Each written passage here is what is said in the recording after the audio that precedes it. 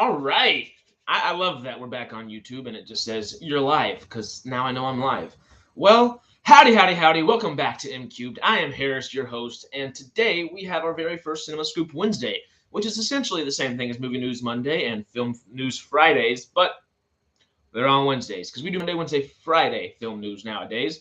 And on Tuesdays are the days that we do Movie Tuesdays, which is Discount Tuesdays. We talk about what we're seeing this week, what we saw in the past weekend, etc., etc.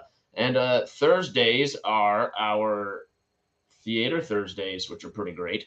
That's where we kind of do box office deep dives and we kind of think about what's coming this weekend, how well it may do, how well other films have done in that time period, and all that good stuff. But today is Cinema Scoop Wednesday, and I do apologize for my tardiness. As the great Robert Meyer Burnett says on the Burnett work, actors are not paid what they are worth. Actors are paid what they negotiate. So I've been doing some negotiating. But the other thing is, I guess I just tried to do OBS. I tried to start the stream in OBS and use just the streaming software, and OBS just wanted to keep shutting down on me. So negatory on that one. I'm here. YouTube widens my screen a lot. I don't know if I can like zoom that in because see all my crap. I apologize. This is just a lot of crap. Look at my new little setup though. It's not that new. It's been 3 days now, 4 days, something like that. Because I guess I started it with it on Sidetrek on Sunday, but I just added a Whataburger #1 down there, which makes me happy. It makes the Texan in me happy. But y'all, we have a lot of stuff to cover today, and I will try to get through it fast. If I start rambling at all, just simmer me down in those comments, as they say, and let's jump into it. I do not have OBS capabilities, so you cannot see my screen as I wait, what is a pop-out dashboard? Oh, I like this. I'm going to use this pop-out dashboard. Can I do it? Well, okay. All right. Is it just on? Oh, okay. Well, I can use that. I've never used that before. That's interesting. I'm learning as we go, y'all, which is kind of the thing to do. Do it on the fly, as they say. And forethought's great as well. But when you didn't, well, I did forethought this plenty, but the whole technological aspect of it, I will have fixed by next Monday, because it's going to take a little bit for me to figure all this out. But, time is time, and technology is technology. I will figure it out, because those two things are constants. Anyways, let's jump into it. I wish I could show you my screen so these articles could be here for you, but you're going to have my crazy self and my voice reading to you a whole lot. Not a whole lot, of course. We'll go back and forth and discuss things. But first up today, we are talking about BAFTA. And BAFTA, the British, oh my God, what does the A stand for? This is what Google right in front of me is for. I should know that off the top of my head, and I feel like I do. British Academy of Film and TV. I wanted to say British American, but I was like, that doesn't make any freaking sense. So, British Academy of Film and Television Awards, duh, sets 2024 Film Awards date, keeping ceremony on traditional February slot. Okay, I just wanted to make sure. Actually, while I'm talking real fast, because I've had trouble with the microphone the last 2 days, bear with me real fast, y'all. We'll get into this video. I just want to make sure my microphone sounds better, and maybe it was just the OBS software, because my everything's been kind of fine, but the microphone's just been screwing up the last couple of days. Let's see how it is doing. Oh my God. The latency. Oh yeah. Okay. Wow. That is really weird looking at myself into it. All right. Okay. But that sounds like the microphone is good. Okay. It froze on me for a second. Hold up. I got to make sure we're still going. I have the video up in the corner over here on my cell phone, just so I can see what the hell's going on, But all right. BAFTA sets February 18th, 2024 Film Awards date, keeping ceremony in its traditional slot. It is going to be 3 weeks prior to the Oscars, if I remember correctly, and it's a very brief article, so I'll just go ahead and read it. Let me tell you who it was written by real quick. It was written by George Zalai, I believe is how you say it. this morning, actually, at 1:42 a.m. The British Academy said on Wednesday that the 2024 BAFTA Film Awards would take place in its traditional February slot, 3 weeks ahead of the Oscars. The latest edition of the British Awards ceremony is set for Sunday, February 18th. For this year, the Academy had shifted the event back to its usual February slot after holding it in mid-March 2022. First held in 1949, the BAFTA Film Awards have grown to become one of the biggest events in the global film calendar, BAFTA said. 2024 will mark the arts charity's 75th awards dedicated to film. It noted that the 2023 edition of the ceremony was watched by a peak audience of 3.8 million people in Britain via BBC One, marking the show's highest rating since 2019. Yeah, BAFTAs are actually pretty important.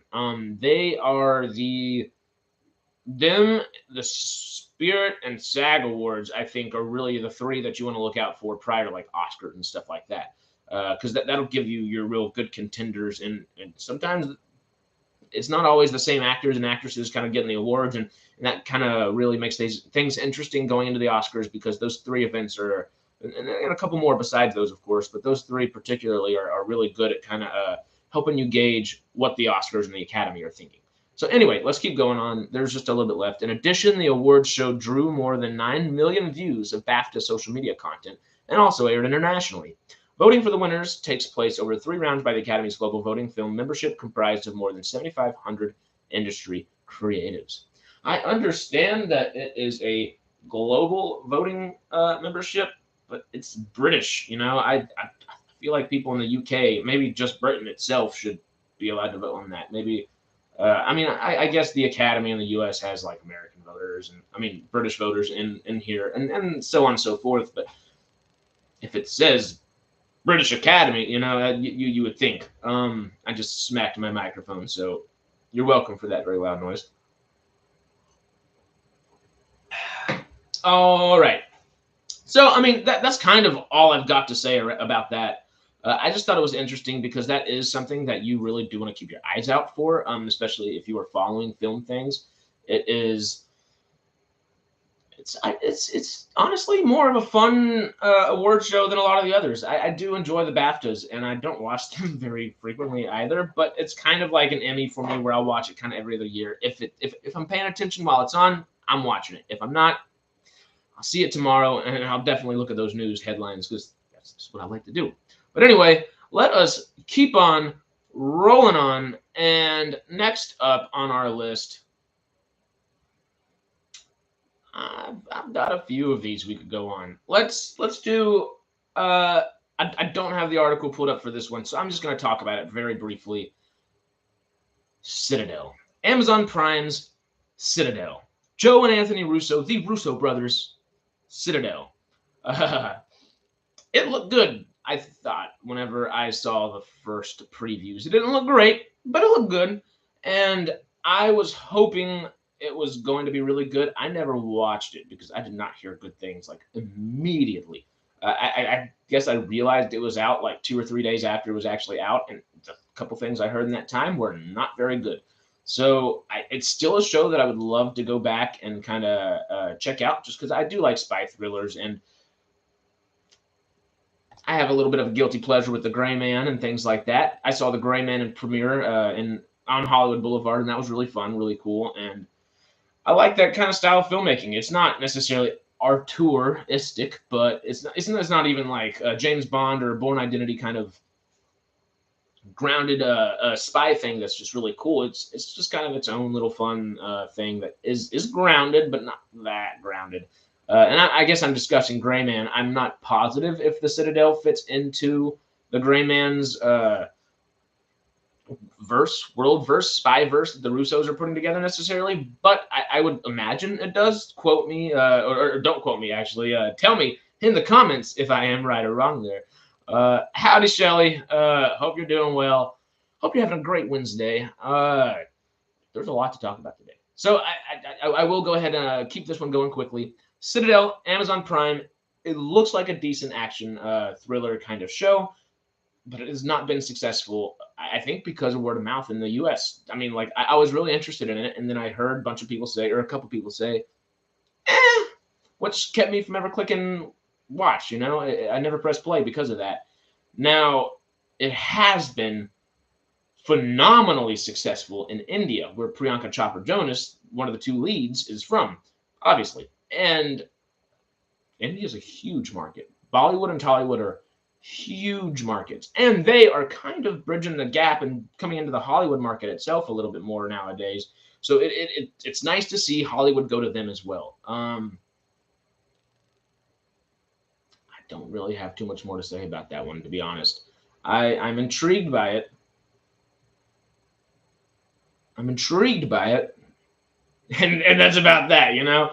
I would love to see more Bollywood Tollywood stuff find its way here. I have been very bad about going to see it. I will vocally support it as much as possible, but I need to go monetarily support it as much as possible as well, which I have not been doing. But we will be better about it, because once that Movie Pass thing comes out, I'm on it. I'm getting on everything. I mean, I'm a member of a couple different movie theater chain things, and I love those, but that Movie Pass is going to be wonderful again.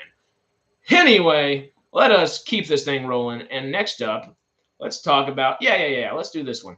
Ming-Na Wen, one of my favorites, because obviously she's just all over the place. She's in Star Wars. She was in Agents of S.H.I.E.L.D., and she was maybe my favorite character in Agents of S.H.I.E.L.D., the Cavalry, you know? Besides Phil Coulson, of course. And actually, I like Leo and Fitz. But that was a great cast. That first season was a little iffy, but then you get to the end part of the first season, and it is excellent. Second, third, and fourth, or second and third were really good. Fourth kind of went down a little bit, but still was decent. And fifth, I thought was really good. Just very conceptual, and it does throw you off a little bit. But I did enjoy it, and Ming-Na Wen was excellent in it. I'm really enjoying Ming-Na Wen in both The Bad Batch, when she was there in the first season, and in the Book of Boba Fett. I think she's one of the best characters of that little pocket of Star Wars, and I think she does really well with what she's given. But of course, I am almost done with season 1 of Stargate Universe, and you know, if you watch Sci Trek Sundays, that Stargate is near and dear to many of us, and Ming-Na is in Stargate Universe, and she's one of the main characters, and she does really, really well, because it's not something that I guess I'm used to seeing her in. This is the first time I've watched Stargate Universe, and she plays a much more political character, a very kind of, I mean, I guess political character would be the best way of saying it, because she is part of the IOA, which is kind of like an Earth civilian answer to the Air Force having control of all the Stargates and such. And I won't go too much depth there, but she is part of the civilian aspect of that, when you really, or when I at least would have expected her to be part of the military aspect. When I heard that she was in SGU, I was like, oh, the cavalry's coming in. She's going to be shooting them up. No, she's hanging out. She's talking politics. She's taking over ships. Maybe not. She's really cool. And I'm really happy to see her get a star on the Hollywood Walk of Fame, Old Hollywood Boulevard. I actually used to live right off of Hollywood Boulevard on Orange Street right there, about a minute and a half walk, literally, from the Madame Tussauds and the Chinese Theater. I was literally a 30-second walk from going out of my front door of my apartment building to Hollywood Boulevard, which was great until you're followed by homeless ladies saying, ooh, pretty, from the gym, and you got to kind of watch your back every time you go home. And then you kind of walk outside and see people dying of fentanyl overdoses, and you're like, I might move out of this part of town. It might be fun for tourists, but I'm over it. I had to move up to north a little bit, and not too far. I'm still in the Hollywood area, but it's just a really fun place to go visit. I don't want to live there anymore, obviously, for those reasons that I just gave. But the Hollywood Walk of Fame is something really special that if you are in California, if you are in Los Angeles, Southern California area, it's worth coming to see.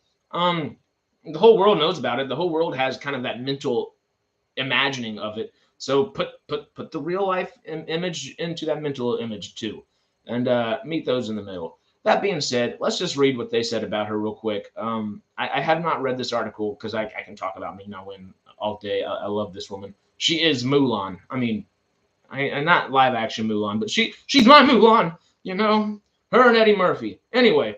Let's go ahead and Let's go ahead and read this Deadline article from Jesse Whitlock, and this was written at 8:30 a.m. this morning on the 31st of May.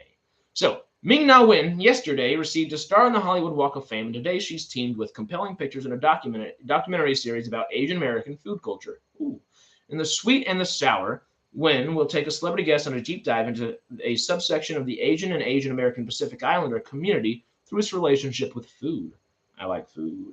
By sampling dishes and recipes, they will unpack the history and cultural hardships endured by each immigration story, highlighting heroic characters and dispelling myths. They will also look to untravel. Yeah, they will also look to untravel. I was like, I know that's not a word. They will also look to unravel cultural stereotypes and reveal. Oh, that's okay. The grammar in there was messed up. It wasn't me this time. I'm reading grammar and it was messing me up. Anyway, let me start that sentence over. They will also look to unravel cultural stereotypes and reveal the history of each distinct group fought for their place in American society. That sentence, that was a struggle bus right there. Okay, we're gonna keep moving on though. Ming Na grew up around her family's Chinese restaurant in Pittsburgh and has kept a fascination with Asian American cuisine into adulthood. She is due to release her first cookbook in 2024. That's actually pretty damn cool. My parents were foodies before the label was invented, said Ming Na. Their passion for food became my passion. The incredible meals they made not only nourished my body, their food enriched my understanding and appreciation for my Chinese culture and heritage. Later in life, I became fascinated with the connection food offered to people from different backgrounds. Food affects us on every level and generates emotions, memories, and lessons about other cultures.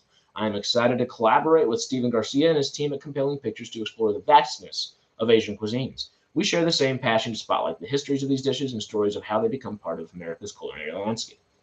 A part of America's culinary landscape. Oh, that's actually really cool.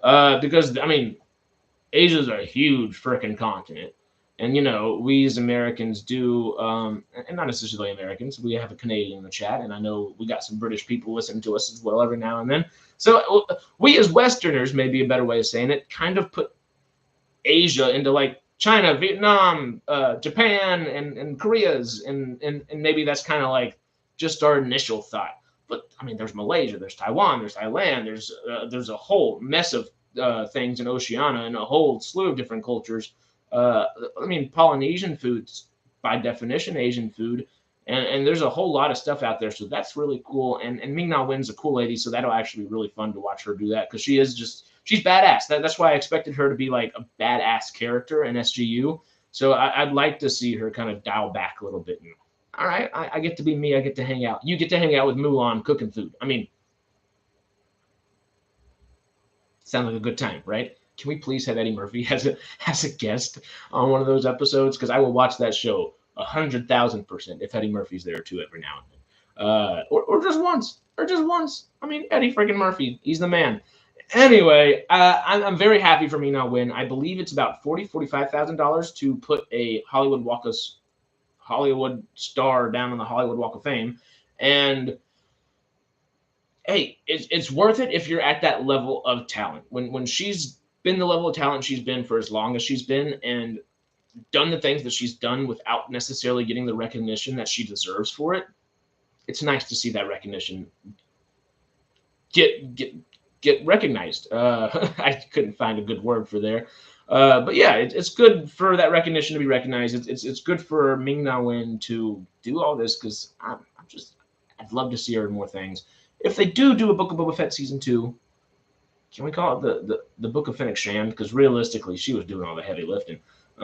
Which I would love to see Boba do more heavy lifting, obviously. But if Fennec's going to do it, give her a more pivotal role than just like, because she can do all this stuff. Like I'm talking about in SGU, she can do like actual like drama acting just fine.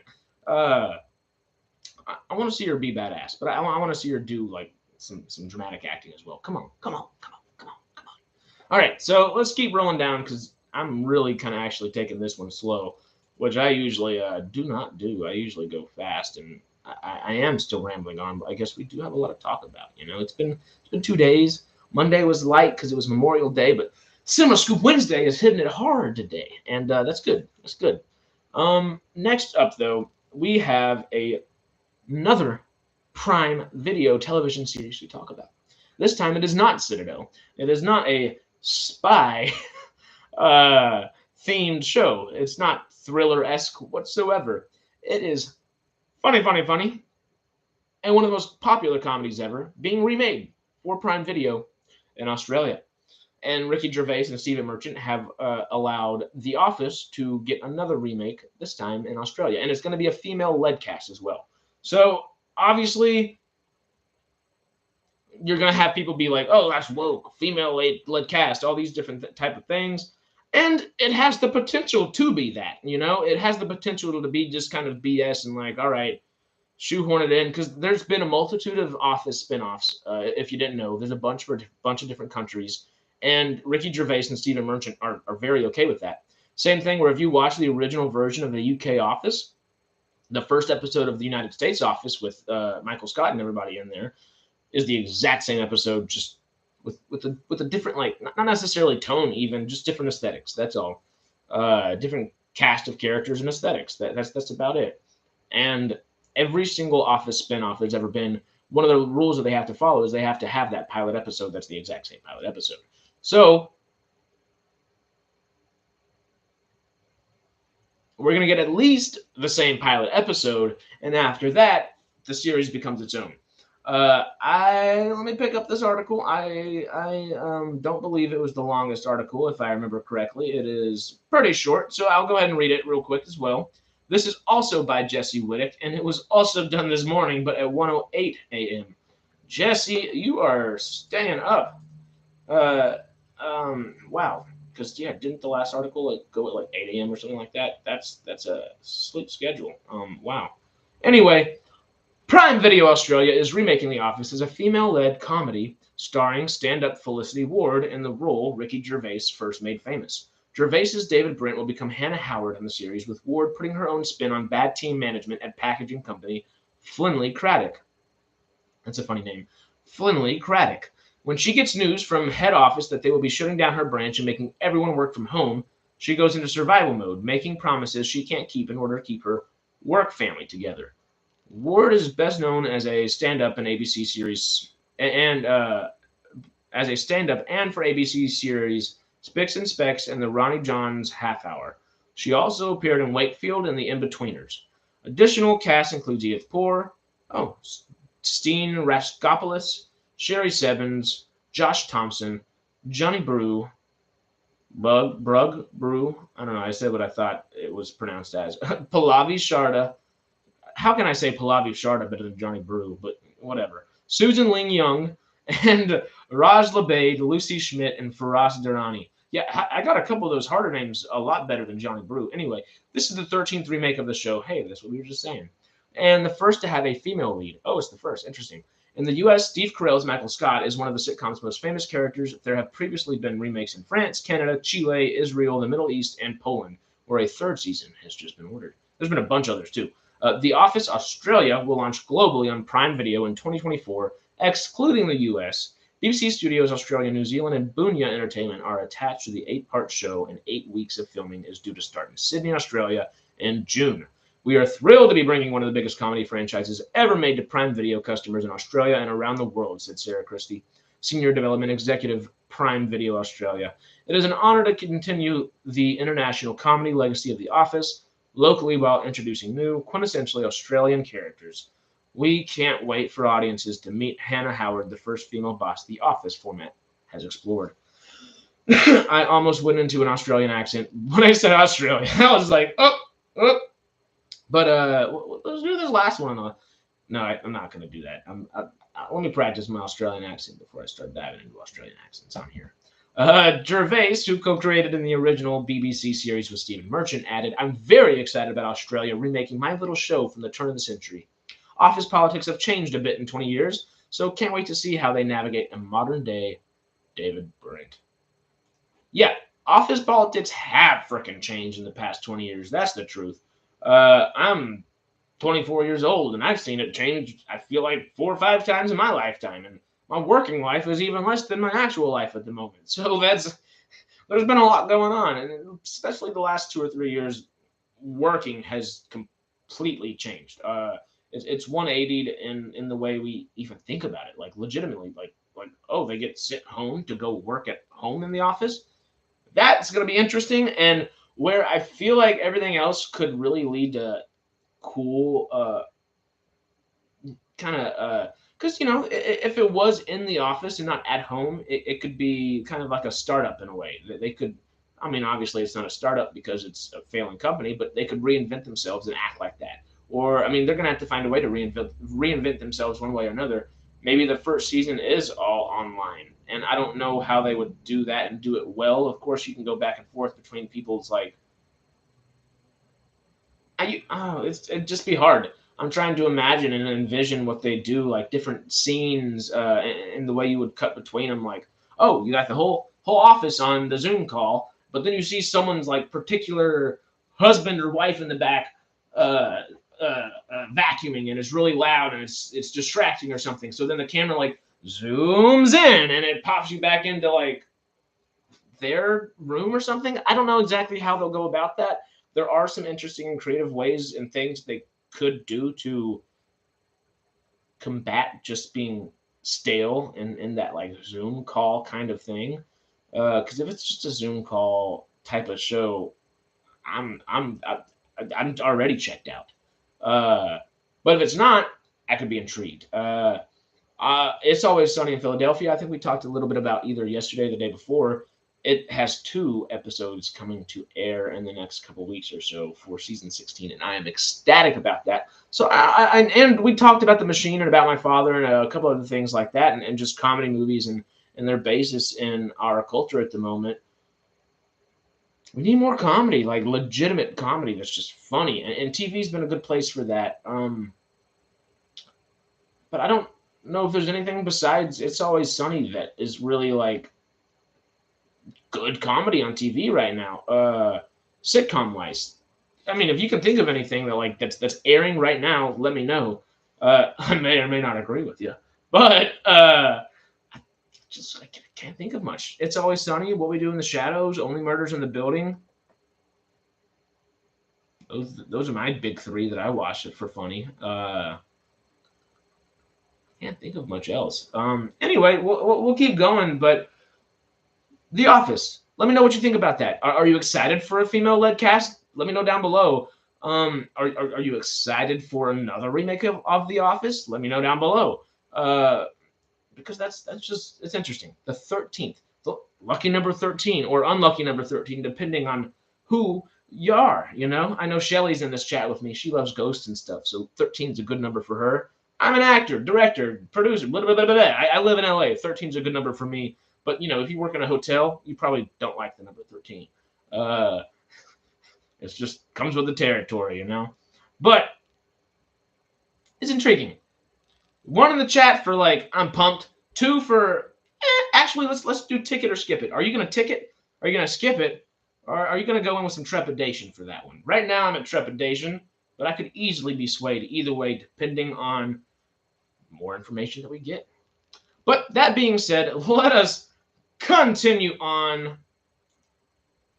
And this one's a fun one. I'm excited for it. I didn't see the 2 kind of things that I probably should have to lead up to this, and I kind of I want to go see this in theaters. I don't know if I will. There's a good chance. There's always a good chance. Winnie the Pooh, Blood and Honey, and then there's the evil Grinch movie or whatever, or the Grinch Gets Revenge or whatever it was earlier this year as well. Maybe it's still yet to come out. I believe it has come out already though. Don't quote me, but I believe it has. These IPs, these characters are over 100 years old and are being put into the public domain. So, what's up next? Sleeping Beauty's Massacre. I'm intrigued. I haven't read the article. All I read was the title, and I read that it's kind of in the same vein as the Grinch movie and the Winnie the Pooh Blood and Honey. And I know people loved the Winnie the Pooh Blood and Honey. Obviously, it wasn't good at all. It's meant to be dumb and fun. But if that's a good fun B movie, it's a good fun B movie, and I love good fun B movies. So I'm ecstatic for more. 'Cause there's room for bad movies just as much as there is for good movies. You just gotta kind of like turn your brain to the right knob of what you're expecting necessarily. And sometimes it's good to have those expectations bursted. Usually not when you're expecting a good one and it ends up being a really fun, dumb, campy B movie like Ant-Man and Wasp: Quantumania. Because I think that is a decent B movie, but it's not a good sci-fi epic, that's for sure. Let's go ahead and read the Sleeping Beauty Massacre article real quick. This one is a Collider article, and it was written 15 minutes ago from whenever I opened this up. Let me see. Published an hour ago, so about 10:45 a.m. On the 31st of May by Shane Romanchik. Romanchik. That's that's a cool last name. How would you like your name to be? Shane Romanchik. I mean, that sounds like a really cool name. Shane, you're cool. I like your name. Anyway, let's just keep going. In this exciting modern wave of great slasher films, a new trend has emerged that you either love or absolutely hate. That would be the children's fairy tale being turned into blood-soaked killing sprees. First, it was Pooh Bear and Winnie the Pooh, Blood and Honey. Then it was The Grinch and The Mean One. I knew it. That's the one. Okay, we got it. And a gory version of Cinderella will soon be stabbing you in the heart.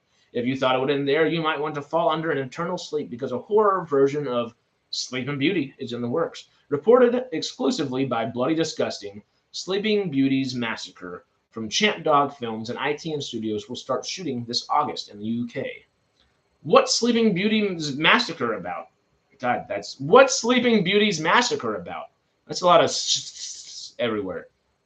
Thankfully, I have this pop filter. I keep looking at myself over here. I know you're right here. This is distracting. I'm taking myself off of being able to view myself in the corner. Okay. So now it's just you and me. And not you, me, and me? I don't know. Anyway, what's Sleeping Beauty's Massacre about? In this horrifying retelling, the beautiful princess Talia is thrown to ruins after her father's mysterious death. She lives with Prince Edison, who she is in love with, but can no longer marry since losing her status. Queen Velma wants the kingdom for herself and will use her dark powers and use of the occult to take over at any means necessary. However, this fairy tale won't have a happy ending. This version of Princess apparently snaps as Velma casts Talia into a deep sleep to never wake, till one day she does and her web of lies start to fall around her. A violent twist after twist with gory and graphic deaths will ensue. Laura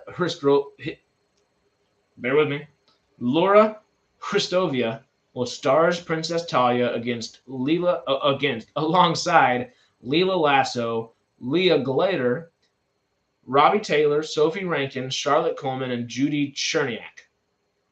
Hey, okay, I got the last names good. The Christovia was a struggle at first, but Louisa Warren, who's also directing Cinderella's Curse, will be producing and directing from a screenplay by Jasmine Ebony Thomas. Teasing this bloodthirsty film, Warren stated, "This film will flip everything as you know it on its head. It is savage, dark, and utterly horrifying. I am setting out to create the most uncomfortable horror experience to date. There will be lies, gore, and a big massacre. If you look back at the original material, there is so much to play with." Okay, there's two little paragraphs left. I'll just go ahead and finish them real fast. While films like Blood and Honey and Mean One have humorously missed the mark on what makes a slasher film good, Sleeping Beauty's Massacre is pure to pique genre's fans' interest, simply to see another Disney-style princess lose their mind. Maybe it's just the fun fact that this horror adaptation title is very reminiscent of campy's 80s slasher like Slumber Party Massacre. But like most stories that Disney based their classic movies on, the original Brothers Grimm fairy tale skews a bit more adult. Sleeping Beauty is not the darkest fairy tale around, but there's a lot of potential for Massacre to be something fun and unique, especially given Warren's comments. The only question now is, which princess will enter the bloodbath next? When does Sleeping Beauty's Massacre release? I'm not going to read this last paragraph. To release in 2023. Okay, so it's going to release this year. If we have to guess, I'm going to assume that they're shooting for a Halloween release date. Is that a bad assumption to make? I don't know. It could be kind of a late summer because I don't think these things probably take all that much time to edit. There's really not that much VFX that tend to go on them because I'm pretty sure practically is a lot cheaper to do it for them a lot of times, and that's what they do. I'm still here, but cooking, still can't type. No worries, Shelly. We were just talking about Ghost for a little bit. I thought you'd be excited. Which hopefully you were. I like me some cool ghost stuff, or horror things, whatever. Horror has actually been probably the best genre besides superhero movies and stuff, but it's not been the best genre. It's just been the most overutilized. Where horror is definitely still overutilized, but we've had some really good horror movies the last couple years, like some really good ones. Yeah, okay, well that's really fun. I did not see Winnie the Pooh, Blood and Honey. There we go. And I wanted to though. it was very interesting to me. I almost went to go see it, but then I only had to pay 50 cents to go see another movie because of my Regal Pass, and I had to pay like $15, $18 for that. And after I got my Regal Pass, I've been jaded. I'll be honest. If I can't get a movie for cheap, then I can wait. Most of the time, I don't like waiting, and I'm like, all right, I like to talk about this stuff, be in the know, and all that kind of stuff. But 50-cent movies are what I like. I'm a fan. I'll go as often as possible if they're 50 cents. If you start making every single one 5, 10, 15 bucks, 20, 25 bucks even with some of these tickets. Whew! Negatory Ghost Rider, as I say. Anyways, let us keep going. Let's keep going, yo. Yeah, let's do this one next. So, this is also very big news, and it is not the same type of news as what we just talked about. It is not scary. It is not horrific whatsoever. It is a bit more happy, and rightfully so. Anyway, the Super Mario Bros. Movie has just dethroned Frozen as one of the biggest animated films ever. And this is an article by Raul Malhotra, published 2 hours ago by Collider. And I want to essentially read this whole article because, I've been reading a lot of articles. Let me just give you, like, the numbers real quick. So the movie has just surpassed Frozen's $1.284 billion haul from a decade ago and has made $1.288 billion worldwide. Now it's the second highest grossing animated film ever, which is pretty cool. The fact that Frozen 2 and Frozen were 1 and 2 is I mean, it makes sense, but really? Frozen 2 is now still on the all-time chart, but we'll have to pull off some kind of miracle to over. Oh, no, sorry, I started reading the article. Frozen 2 has made $1.45 billion in its lifetime global haul. And, I mean, if Super Mario Bros. Can do 1.28 within the amount of time that it has in 8 weeks, maybe 9 weeks, since it's been out, it's going to take over Frozen 2 over time, of course. The second it gets online and you can start buying that, and it's kind of advertises that's extra money. It might not overtake Frozen 2 at the moment, but with these numbers, I would not be surprised if it did overtake Frozen 2. And honestly, it was worth it. It wasn't like the most groundbreaking animated film ever by any means, so that's not why it deserves to get to this. But Nintendo has been waiting a long time to do something like this. The film itself has broken many different like records and such. I could even go down here and read off a couple for you. But like where I guess it lacks in plot, it thrives in joy, and it really is pertinent about making sure that you're happy, I guess, watching it. And some of that is a little bit like TikTok-y, for lack of a better description, in the sense of, oh, I'm going to bring bright colors here, and just kind of make you look at the screen. If I could change anything about the movie, it would be give us a little more platforming. Honestly, let's explore. I want a little bit more adventure. But I think the way they set it up was perfect, and if it wasn't, it wouldn't be making the type of money it has. And perfect might be a little too nice of a phrase, but it is really good. I'm excited for everything else that could come off of it, but I really do want them to hit that adventure mark for a Mario movie at least. And if they're gonna do a Zelda movie ever, which is just probably gonna happen, I think they should at least do one more Mario movie first, and they should try the adventure type of stuff with Mario first, before they go all into the Link and Zelda aspect of things. And they can do different genres within this too. I mean, give us a Luigi's Mansion like horror movie or horror short film, or like a third of a movie that leads into something else. Like you could even have an adventure movie in that aspect of things as well.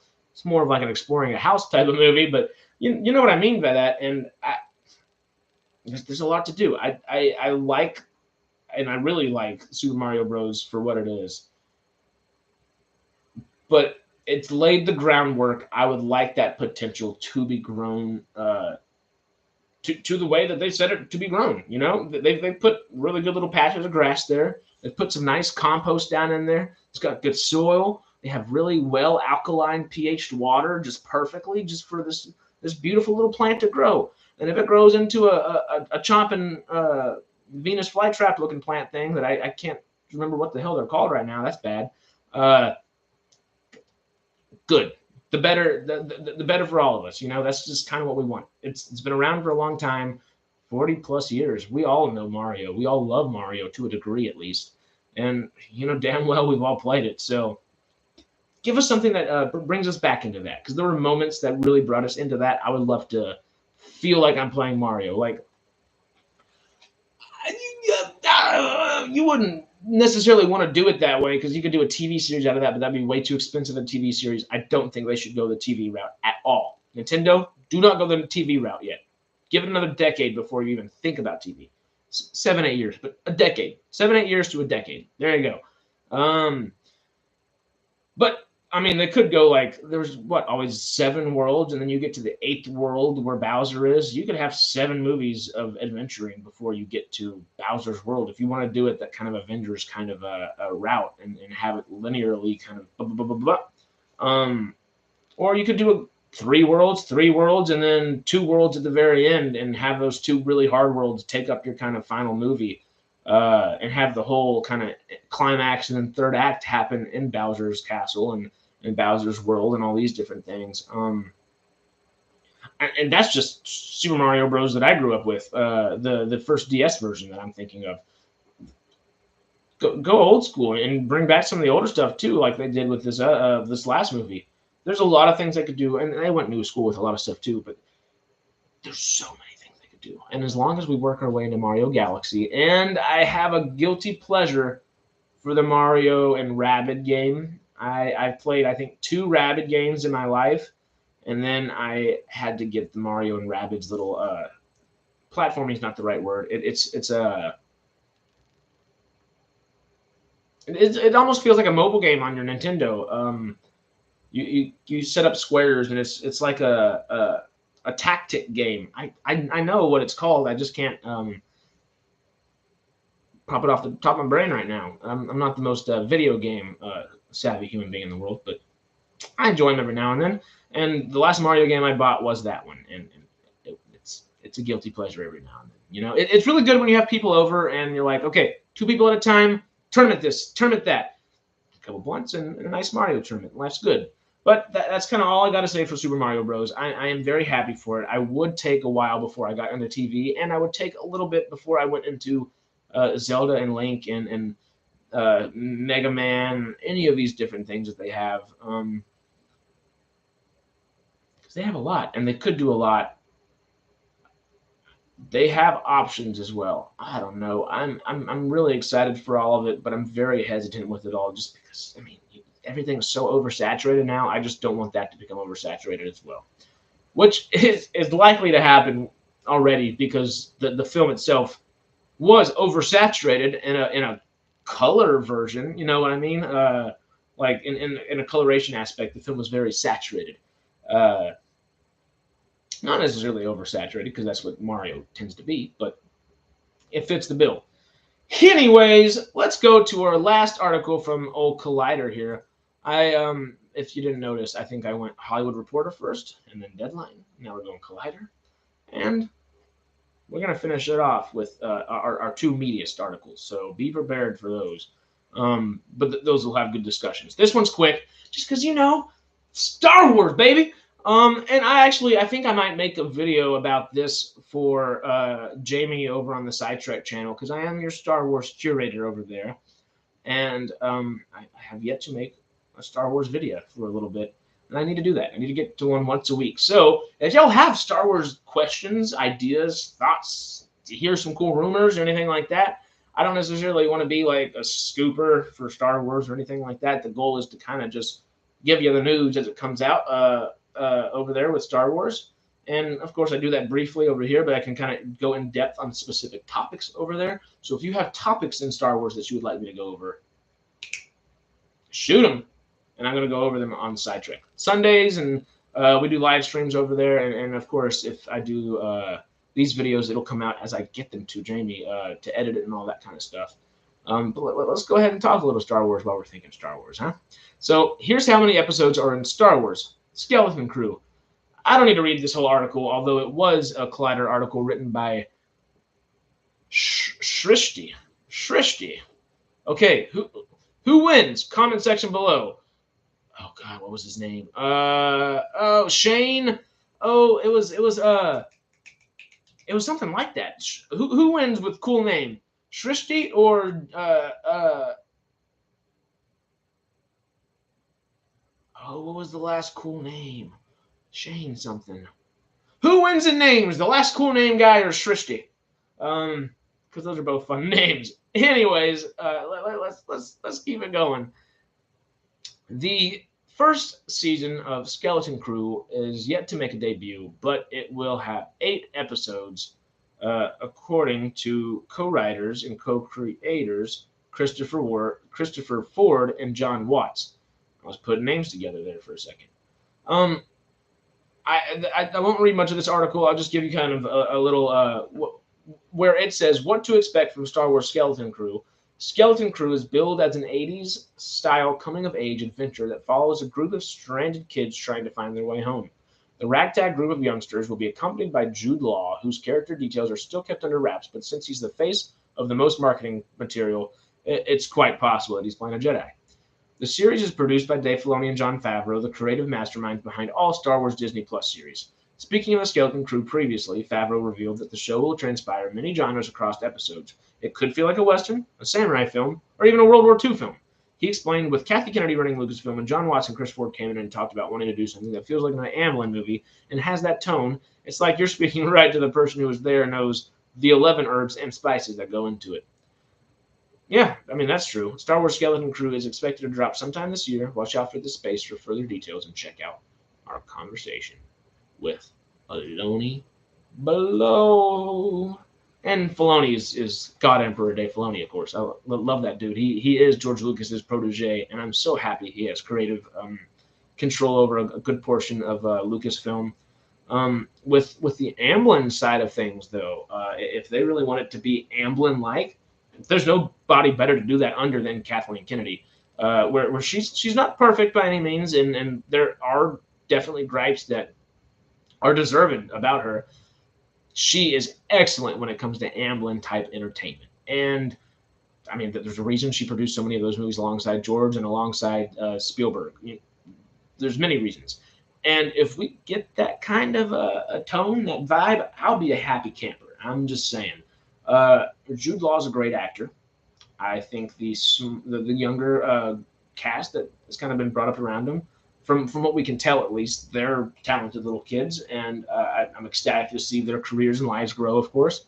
The Acolyte and Skeleton Crew are the 2 Star Wars films, or Star Wars shows, I guess, coming out that we probably have the least amount of info on. We have like cast and maybe a picture here, maybe a picture there. We don't have that much, and I'm really excited for both of them, actually. I like the ideas that we've been told from them, and come on, bring us the goodness, please. Bring us the goodness. I would be very happy if it's good. I want it to be better than Book of Boba Fett. That would really make my my day, my year. It would make my Star Wars year better, you know? So, all that being said, we have 4 more topics. 4 of them.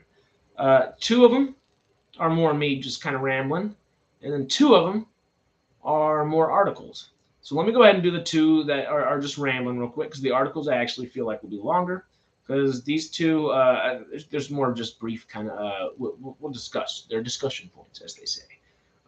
Ted Lasso, to end with season 3. I've not watched Ted Lasso yet. When it came out, I couldn't decide if I wanted to watch it or Good Mythical Morning. I couldn't decide if I wanted to watch Mythic Quest or Ted Lasso whenever they were both kind of coming out. And I ended up watching neither. Both shows that I should go back and watch. I still haven't watched Succession and Barry that just ended. And apparently Ted Lasso was the day after or 2 days after. Which was kind of sad, you know? I know how many people got a lot of joy from Ted Lasso. And the actor that plays, I guess, one of the more larger secondary characters is cast as Hercules in Marvel now. So that'll be interesting to see. And there's a chance for a Ted Lasso season 4. There's chances for spin-offs and things of sorts, is what I've heard be the general consensus. And would you like that? Would you like Ted Lasso spin-offs? Because I know it's a popular show. Let me know down below. Can I just pick up anywhere? Is that like a toss on TV kind of show, or is it something that I need to watch from day one and episode one and go 2, 3, 4, 5, 6, 7, 8 in a row kind of deal? I'd love to know because it is one that I've been meaning to check out for a long time, and 3 seasons seems like a little easier to handle than jumping into a Barry or a Succession right now. Because well, I could do that in order 3, 4, 5. That's not bad, season wise at least. Yeah, Ted Lasso. I love Jason Sudeikis. I was very happy for the guy when he got his Emmy for it the first time around on that Zoom call wearing his hoodie. He was kind of just like, "Oh, I'm here. I just got publicly divorced essentially and having an awful time," and then he gets an Emmy, and it was a really cool moment to see. If you haven't ever seen that moment, just look it up online. One of the few good things to happen over Zoom for those couple of years. Oh, excuse me. Next up though, I'm ecstatic for. Ecstatic for. I will be going to see tomorrow is Across the Spiderverse. It's gotten glowing reviews so far. And of course, these two topics are the ones that we put in the title, of course. But Star Wars. I've said that too many times. Spider-Verse, Across the Spider-Verse. The first one into it was just so good. I really loved it. I cried on the way out of there. I didn't expect it. I was just having such a good time. I was like, oh my god, this is a good movie. I'm having a good time. I don't think I cried on the way out. I think I shed a tear probably in the third act at some point. But it was a great movie. I saw it with a buddy of mine. We were like, "There's some new Spider-Man movie out. Let's go get a margarita and go check it out." We did, and it was so good. It was so good. It might be my favorite Spider-Man movie overall. It probably actually it is my favorite Spider-Man movie overall.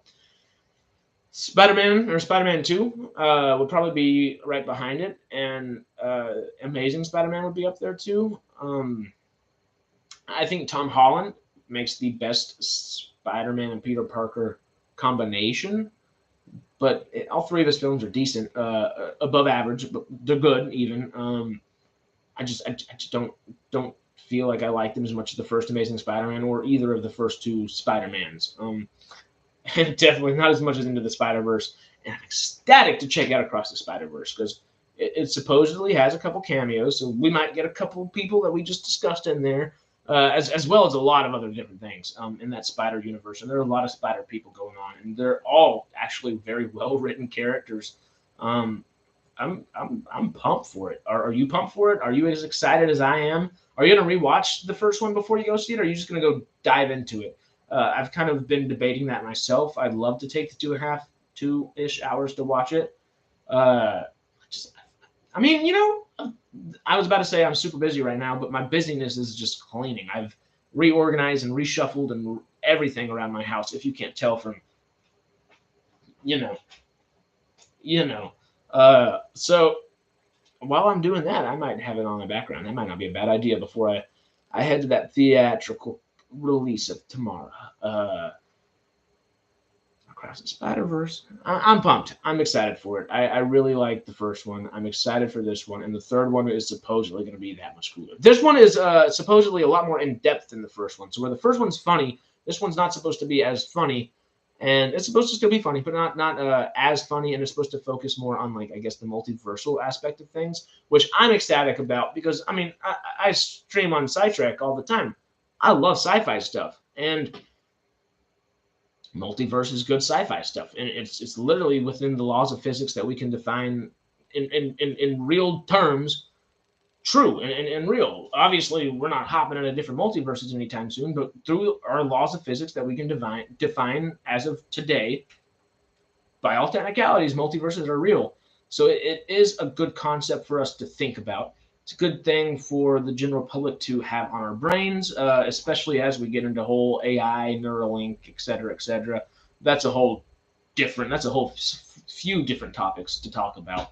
But it's really cool. I love the multiverse stuff, and I think if this does as well as Everything Everywhere All at Once did with multiverse stuff, we're in for some treats. Because I didn't necessarily like the way. That's my biggest gripe. The reason I'm not like Spider-Man No Way Home was great. It was really good.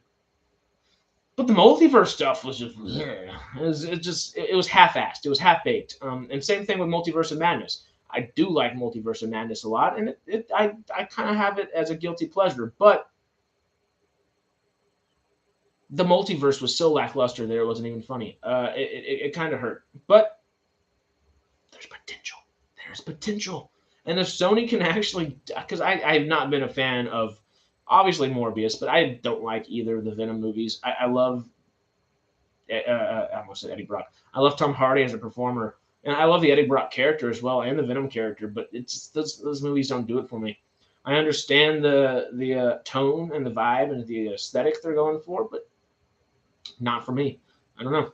Usually that kind of dumb fun is something that I would be like, all right, I'll turn my brain off and watch some Bloodsport real quick. Which was that? Bloodsport was that Vin Diesel one. That's just one that was dumb fun to turn your brain off and watch. But then you get to Morbius or you get to Venom, and it's just like, oh, it could be so much more, and it's just not. And that's what I think I have biggest gripes. Those were my biggest gripes about those. Excuse me.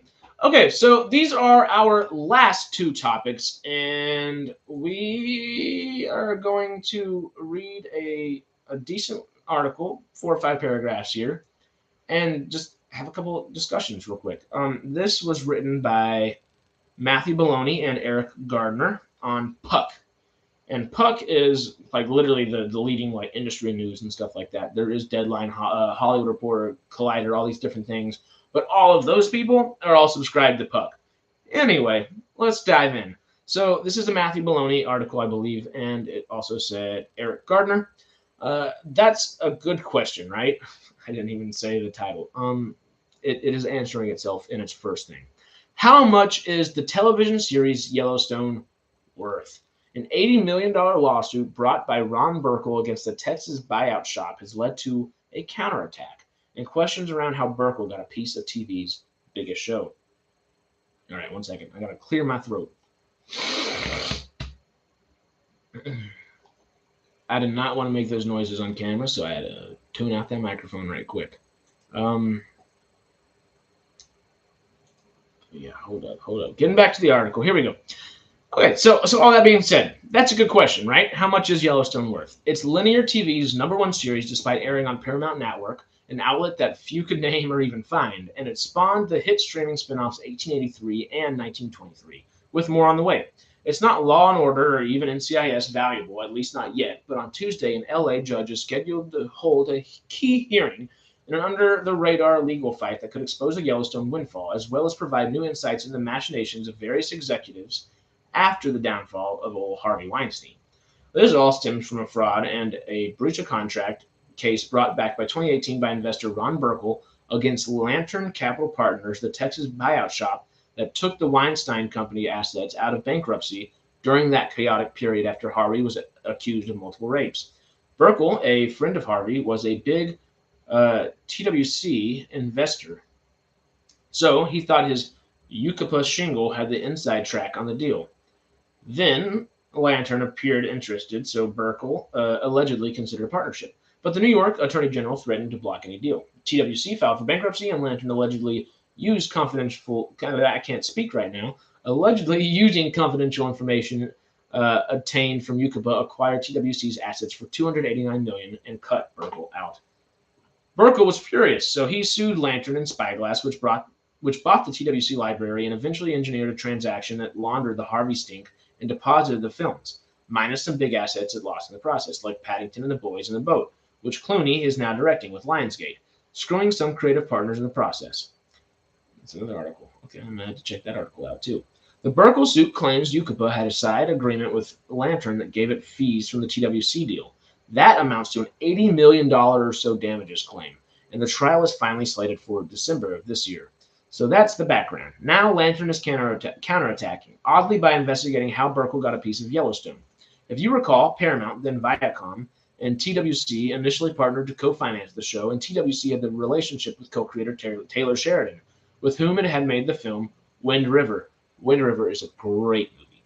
Anyway, then TWC blew up. Harvey stopped making payments on Yellowstone. Viacom took the rights to the market, and TWC's COO David Glasser set up a new company, 101 Studios, to outbid others and to take over the project. Lantern didn't even bid, and both the TWC trustee and bankruptcy court determined that the 101 Studios transaction was kosher. Lantern and Paramount, by the way, have already come to a resolution with each other. Paramount declined to comment. Oh my God, my neighbors are starting yard work right now. I apologize. I hope y'all can't hear that. My microphone is set to kind of like keep outward noises away. So hopefully it's just focusing on my voice. But all I hear right now is rum, rum, rum, rum, rum from blowing leaves everywhere. Good Lord. Anyway, regardless, in briefs last week, Lantern suggested to the court that Burkle and Glasser conspired with each other to rob the TWC buyer of Yellowstone rights, which it calls the piracy of one of TWC's most valuable assets. According to court documents, starting in July 2018, around the same time that Lantern bought TWC assets, Ukaipa, is it Ukaipa or Ukaipa? I think it's Ukaipa. Ukaipa began making investments in the 101 Studios. First $2.5 million, then $7.3 million, then another $9.5 million. That gives Ukaipa a big stake in 101 and thus in the outsized success of Yellowstone. So why is this relevant? In addition to the piracy, Hail Mary for damages purposes, Lantern also wants to see how Burkle's investment in 101 compares to what his return would have been had he invested in the TWC assets. If 101 outperformed and given the success of Yellowstone in the entire so-called Sheridanverse, it's pretty clear it did. Lantern will argue at the trial that there's no damages. That's a pretty strange position, in my opinion, but to make it, Lantern argues it needs to see the financials on Yellowstone to determine its value. On Tuesday, LA Judge Stephen Kleifeld is scheduled to hold a hearing on Lantern's bid to compel that information or more. So we'll see if he lets Lantern spill the value of TV's biggest show for all that to see. That's a lot. That is a lot. So much so, I might go sit back down in a chair.